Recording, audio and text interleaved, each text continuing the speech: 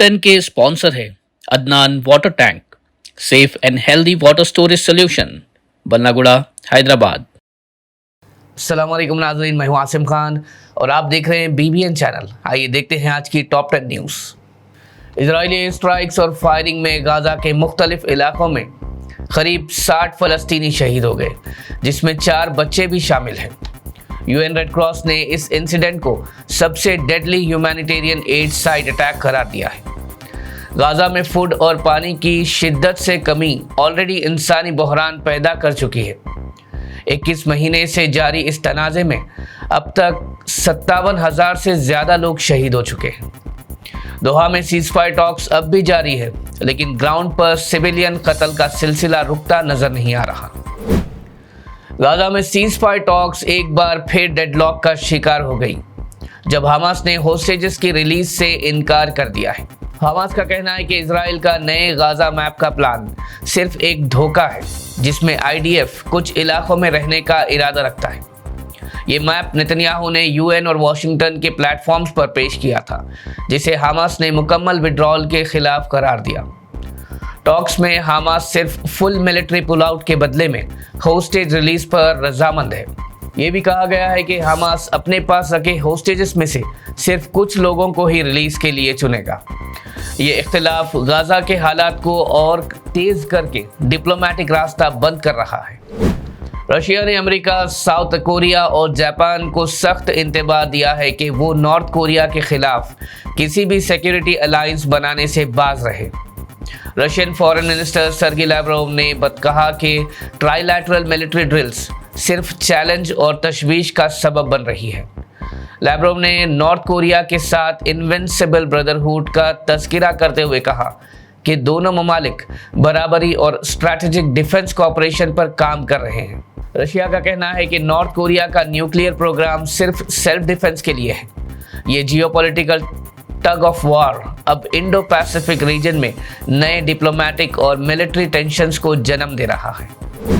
Iran के foreign minister Abbas अगारची ने वाज़ेह किया है कि उनका मुल्क अपने न्यूक्लियर प्रोग्राम पर गुफ्तगू के लिए तैयार है, लेकिन बातचीत सिर्फ उस सूरत में होगी जब दूसरी तरफ से खुलूस और गैर जानिबदारी का इजहार हो। उनका कहना था कि इजराइल और ईरान टेंशन के बावजूद ईरान डिप्लोमेसी के रास्ते खुले रखना चाहता है।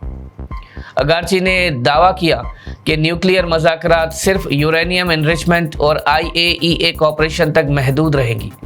उन्होंने ये भी कहा कि वेस्ट को ईरान की सिक्योरिटी और सॉवरेनिटी का एहतराम करना होगा।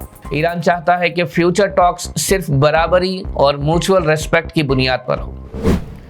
साबिक़ा वज़ीर आज़म पाकिस्तान इमरान खान की पार्टी PTI ने फ्री इमरान मूवमेंट का आगाज़ कर दिया है, जिसका मरकज़ी मकसद उनकी जेल से रिहाई और पार्टी वर्कर्स के खिलाफ केसेस को ख़त्म करना है। लाहौर से शुरू होने वाली ये तहरीक 5 अगस्त तक मुल्क भर में फैल जाएगी। खैबर पख्तूनख्वा के वज़ीर आला अली अमीन ने इस मूवमेंट को इंसाफ के लिए आखिरी कोशिश करार दिया और धमकी दी कि अगर ईद से पहले इमरान खान की रिहाई ना हुई तो एहतजाज और शिद्दत इख्तियार करेगा। पार्टी का कहना है कि ये फ्री इमरान मूवमेंट पुरअमन होगा। ये तहरीक मुल्क के सियासी मंजर पर PTI को एक बार फिर मरकज़ी मकाम में लाने की कोशिश है। कांग्रेस की सीनियर रहनुमा सोनिया गांधी ने 15 जुलाई को एक अहम मीटिंग बुलाई है, ताकि मॉनसून सेशन के लिए पार्टी की फाइनल स्ट्रैटेजी तय की जा सके। ये मीटिंग 10 जनपद पर होगी, जहां वो खुद सदारत करेगी। कांग्रेस के अहम लीडर्स जैसे मल्लिकार्जुन खड़गे और राहुल गांधी भी इस मशवराती जलसा में शामिल होंगे। कांग्रेस का इरादा है कि बिहार के SIR मसले, पहलगाम हमला, ऑपरेशन सिंदूर और पाकिस्तान से ताल्लुकात जैसे अहम मौजू पर सरकार को घेरा जाए। इलेक्शन कमीशन ने अगले महीने से मुल्क भर में वोटर लिस्ट रिवीजन की तैयारी शुरू कर दी है, जिसमें बिहार का special intensive revision model base बनाया जा रहा है। इस मॉडल के तहत घर घर जाकर लोगों से फॉर्म्स भरवाए जाएंगे और 2003 के बाद बने नए वोटर से सिटीजनशिप और बर्थ प्रूफ मांगी जाएगी।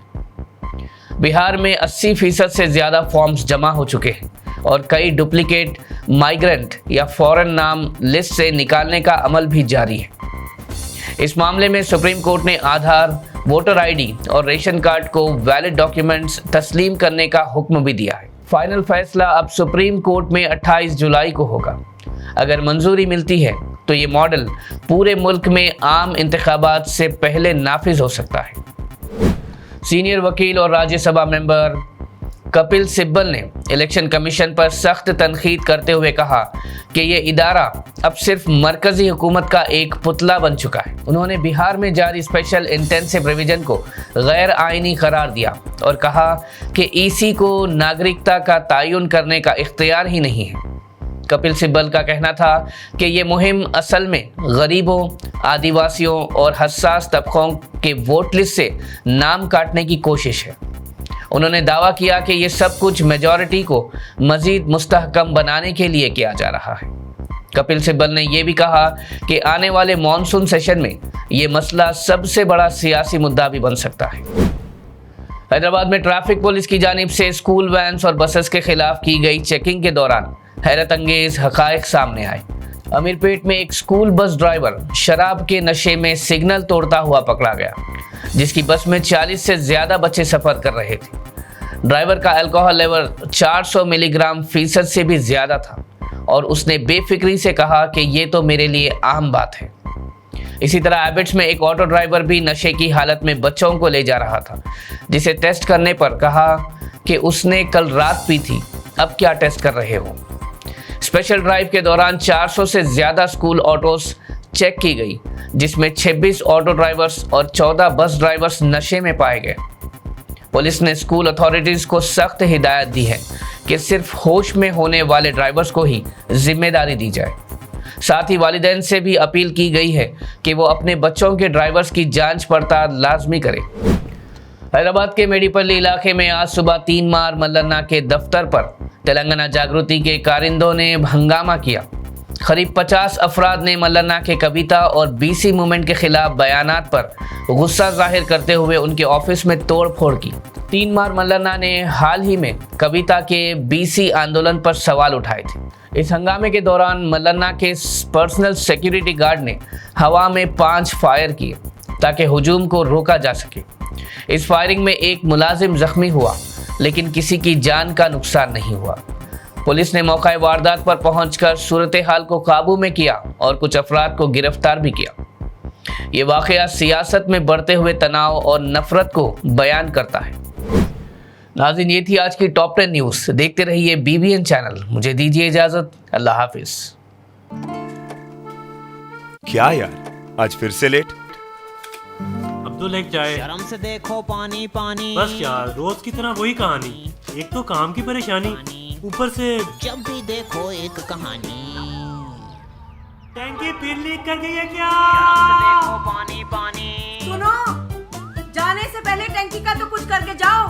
जब भी देखो एक कहानी। बस इतनी सी बात। ओ मेरे यार, ये रोज रोज की परेशानी से अपना जान छुड़ा और एक ही दफा लिया अदनान डीलक्स का वाटर टैंक। फिर देख कैसे तेरी जिंदगी में सुकून आता है। जी हाँ, सिर्फ अदनान डीलक्स वाटर टैंक दे पानी के मामले में पूरा सुकून, क्योंकि इसका 4 लेयर प्रोटेक्शन रखे इसे हर तरह की जरासीम से सेफ और मौसमी हिसाब से बिल्कुल हेल्दी, ताकि आपका पानी रहे बिल्कुल सेफ एंड हेल्दी।